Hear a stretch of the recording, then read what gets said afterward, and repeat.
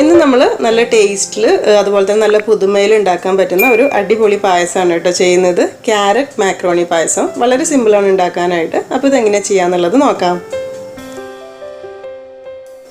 അപ്പോൾ ഈ ഒരു പായസം ഉണ്ടാക്കാനായിട്ട് ഞാനിവിടെ 50 ഗ്രാം മാക്രോണിയാണ് എടുത്തിട്ടുള്ളത്. 50 ഗ്രാം എന്ന് പറയുമ്പോൾ നമ്മൾ അളവ് കപ്പിലാണെങ്കിൽ ഒരു അരക്കപ്പ്, ഒരുപാട് നിറച്ചിട്ടല്ല, ഒരു കറക്റ്റ് അരക്കപ്പ് അളവാണ് ഉണ്ടാവുക. ഇതിനി മിക്സിയുടെ ചെറിയ ജാറിലിട്ടിട്ട് ഒന്നങ്ങ് കറക്കി എടുക്കണം. അതായത് 2-3 പ്രാവശ്യം നിർത്തി ചെറുതായിട്ടൊന്ന് കറക്കി കൊടുത്താൽ മതി. പൊടിഞ്ഞു പോകരുത് കേട്ടോ. ഭയങ്കര ഫൈൻ പൊടിയാവുകയും ചെയ്യരുത്, വലിയ പീസാവാനും പാടില്ല. ഇതുപോലെ ആക്കി എടുത്താൽ മതി.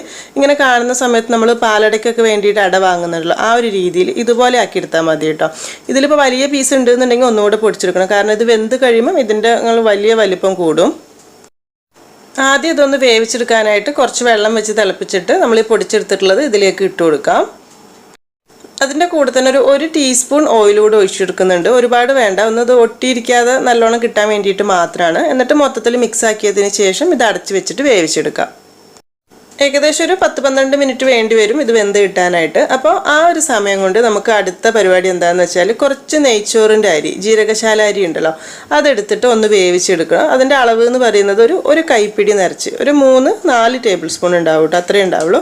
അതൊന്ന് വേവിച്ചെടുക്കുക. അപ്പോൾ അതിനായിട്ട് വേറെ ഉപ്പ്, നെയ്യ്, കാര്യങ്ങൾ അങ്ങനെയൊന്നും വേണ്ട. നല്ലോണം ഒന്ന് കഴുകി വൃത്തിയാക്കി എടുത്തതിന് ശേഷം വെള്ളം തിളപ്പിച്ചിട്ട് അതിലിട്ടിട്ട് ഒന്ന് വേവിച്ച് വറ്റിച്ചെടുത്താൽ മാത്രം മതിയാകും.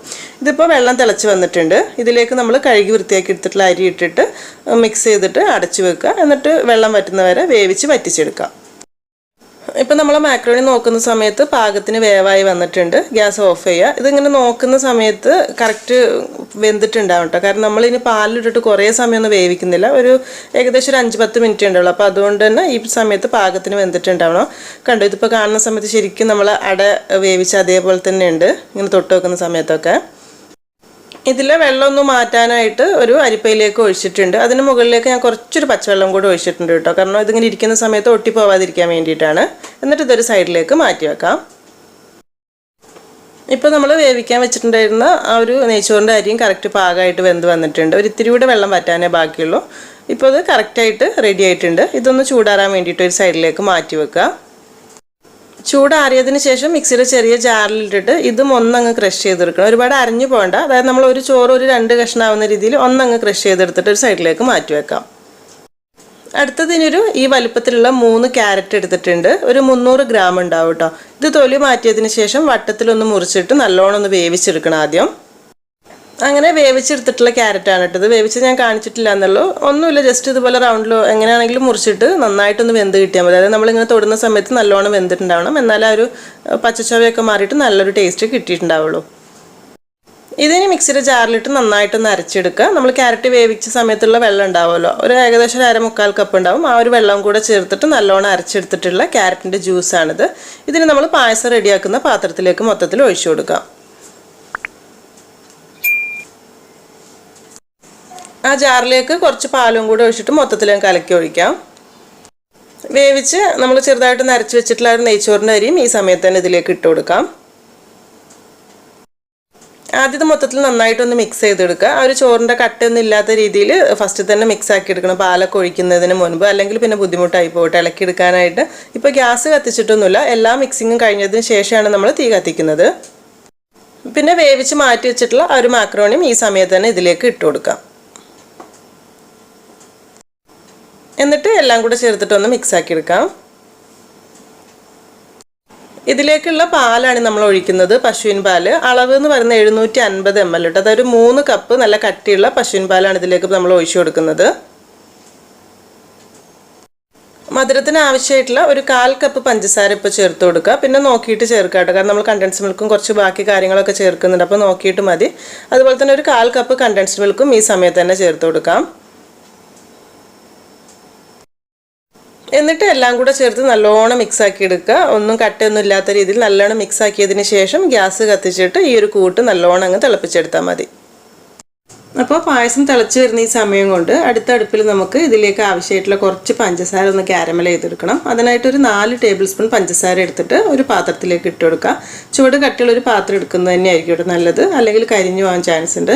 ഇതിലേക്കൊരു 1 ടീസ്പൂൺ വെള്ളവും കൂടി ഒഴിച്ചു കൊടുക്കുക. ഒരുപാട് വെള്ളമൊന്നും വേണ്ട, പെട്ടെന്നൊന്ന് റെഡിയായി കിട്ടാൻ വേണ്ടിയിട്ടാണ് ഇട്ടത്. എന്നിട്ട് ഇത് ചെറിയ തീയിൽ കുറച്ച് സമയം അങ്ങ് വെച്ച് കഴിയുന്ന സമയത്ത് പഞ്ചസാര കരിഞ്ഞിട്ട് ഇതുപോലത്തെ കളറായിട്ട് വരും. ഒരുപാട് കരിയാൻ വേണ്ടി വെയിറ്റ് ചെയ്യരുത് കേട്ടോ, അപ്പോൾ അതിൻ്റെ ടേസ്റ്റ് മൊത്തത്തിൽ മാറിപ്പോവും. നമ്മൾ കുറേ വീഡിയോയിൽ പറഞ്ഞിട്ടുള്ളതാണ് പഞ്ചസാര കാരമൽ ചെയ്യുന്നത്. അപ്പം ഈ ഒരു കളറാവുന്ന സമയത്ത് ഇതിലേക്ക് ഒരു 2-3 ടേബിൾ സ്പൂൺ നല്ല തിളച്ച വെള്ളം കുറച്ചങ്ങ് മാറി നിന്നിട്ട് ഒഴിച്ചു കൊടുക്കുക. എന്നിട്ട് ഗ്യാസ് ഓഫാക്കിയിട്ട് ഇതുപോലെ നല്ലോണം ഒന്ന് മിക്സ് ചെയ്തെടുക്കുക. ഇപ്പം നമ്മുടെ പഞ്ചസാര കറക്റ്റ് കാരമലായിട്ട് വന്നിട്ടുണ്ട്. ഇത് ചൂടുള്ള അടുപ്പിൽ നിന്ന് അങ്ങ് മാറ്റി വെക്കാം. എന്നിട്ട് ഇപ്പോൾ നമ്മൾ പാല് തിളയ്ക്കാൻ വെച്ചിട്ടുണ്ടല്ലോ, അത് കറക്റ്റ് പായസത്തിൻ്റെ ആ ഒരു കറക്റ്റ് രീതിയിലേക്ക് എത്തുന്ന സമയത്ത് അതിലേക്ക് ഒഴിക്കാൻ വേണ്ടിയിട്ടാണിത്. ഇപ്പോൾ പാലും ആ ഒരു പായസത്തിൻ്റെ കൂട്ടും എല്ലാം കൂടെ നല്ലോണം തിളച്ച് വരാനായിട്ട് തുടങ്ങിയിട്ടുണ്ട്. ഈ ഒരു സമയത്ത് ഇതിലേക്ക് നല്ലൊരു ഫ്ലേവറിന് വേണ്ടിയിട്ട് കുറച്ച് ഏലക്കാപ്പൊടി ഞാനൊരു 1/2 ടീസ്പൂൺ എടുത്തിട്ടുണ്ട്. ഓരോരുത്തർക്കും വേണ്ടത് നോക്കിയിട്ട് ഇട്ടെടുത്താൽ മതി. ഇങ്ങനെ തിളച്ച് കഴിഞ്ഞാൽ തീ ഒന്ന് കുറച്ച് വെച്ചിട്ട് ഒരു 5-6 മിനിറ്റ് കൂടെ ഒന്ന് തിളപ്പിച്ചെടുത്താൽ മതി. ഒരുപാട് വറ്റിച്ച് കുറുക്കി എടുക്കേണ്ട പായസമൊന്നുമല്ല. അപ്പോൾ നമ്മൾ പായസം അത്യാവശ്യം തിളച്ച് വരുന്ന സമയത്ത് ഇതിലേക്ക് നമ്മൾ റെഡിയാക്കിയിട്ടുള്ള ഒരു കാരമൽ ഷുഗർ ഉണ്ടല്ലോ, അതിപ്പോൾ ഞാൻ ഒഴിച്ചു കൊടുത്തിട്ടുണ്ട്. പിന്നെ ഈ ഒരു പഞ്ചസാര കാരമൽ ചെയ്യുന്ന കാര്യം പറയുകയാണെങ്കിൽ നല്ലൊരു ടേസ്റ്റാണ് കേട്ടോ. ഈ ഒരു പായസത്തിലേക്ക് വരുന്ന സമയത്ത് നമ്മൾ മുൻപൊരു സേമിയ പായസം പണ്ട് ഇതുപോലെ കാരമൽ ചെയ്ത് ഉണ്ടാക്കിയിട്ടുണ്ട്. നല്ല കമൻസ് ആയിരുന്നു എല്ലാവർക്കും ഉണ്ടായിട്ടുണ്ടായിരുന്നത്. അപ്പം ഇതിലേക്കും നിങ്ങൾക്ക് അതുപോലെ കുറച്ച് കൂടുതൽ കാരമലിൻ്റെ ടേസ്റ്റ് ഇഷ്ടമാണെന്നുണ്ടെങ്കിൽ 4 ടേബിൾ സ്പൂൺ എടുത്തതിന് ഒരു 5 ടേബിൾ സ്പൂണൊക്കെ ആക്കിയിട്ട് എടുക്കുക കേട്ടോ. അത് നോക്കിയിട്ട് ആ ഒരു ടേസ്റ്റ് നോക്കിയിട്ട് മാത്രം എടുത്താൽ മതി. ഇപ്പോൾ ഒരു 5-6 മിനിറ്റൊക്കെ തിളച്ച് പാലൊക്കെ ഒന്നങ്ങ് കുറുകി പാകത്തിനായിട്ട് വന്നിട്ടുണ്ട്. ഈ ഒരു രീതിയിൽ. ഈ സമയത്ത് ഇതിലേക്ക് ഒരു 2 നുള്ളു ഉപ്പ് ചേർത്ത് കൊടുക്കുക, മധുരം ഒന്ന് ബാലൻസ് ചെയ്യാൻ വേണ്ടിയിട്ട്. എന്നിട്ട് മൊത്തത്തിലൊന്ന് മിക്സ് ആക്കിയിട്ട് ടേസ്റ്റ് നോക്കുക മധുരം പാകത്തിന് ഉണ്ടോ എന്നുള്ളത്. ഇല്ലാന്നുണ്ടെങ്കിൽ നമുക്ക് കുറച്ച് പഞ്ചസാരയോ കണ്ടൻസ് മിൽക്കോ എന്തെങ്കിലും കുറച്ച് ഈ സമയത്ത് ചേർത്ത് കൊടുക്കാം. മധുരം കുറച്ച് കുറവുണ്ട്, അപ്പോൾ ഞാനൊരു 2 ടേബിൾ സ്പൂൺ കണ്ടൻസ് മിൽക്ക് കൂടി ഇതിലേക്ക് ഈ ഒരു സമയത്ത് ചേർത്ത് കൊടുക്കുന്നുണ്ട്.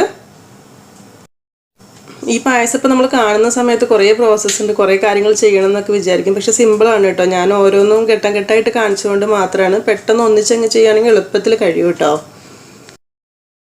ഇപ്പം എല്ലാം കൂടെ നല്ലോണം തിളച്ച് ഒരു പാകം, ഒരുപാട് കുറുകി വറ്റിയിട്ടുമില്ല, എന്നൊരു പാകത്തിനായി വന്നിട്ടുണ്ട്.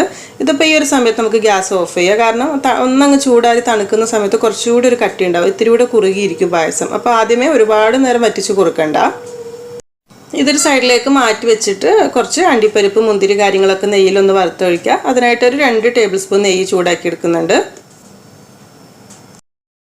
അതിലേക്ക് ആദ്യം കുറച്ച് തേങ്ങാക്കൊത്ത് ഇട്ട് കൊടുക്കുക. ഒരു 3-4 ടേബിൾ സ്പൂൺ, എത്ര വേണമെന്ന് നോക്കിയിട്ട് ഇട്ടാൽ മതി. കുറച്ച് അണ്ടിപ്പരിപ്പ്. ഇത് രണ്ടും ഒന്ന് വറവായി വരുന്ന സമയത്ത് കുറച്ച് മുന്തിരിയോട് ഇട്ട് കൊടുക്കാം. എല്ലാം കൂടെ കറക്റ്റ് വറുത്ത് റെഡി ആയിട്ടുണ്ട്. ഇനി നമ്മൾ ആദ്യം റെഡിയാക്കി വെച്ചിട്ടുള്ള പായസത്തിലേക്ക് ഒഴിച്ചു കൊടുത്താൽ മാത്രം മതിയാകും.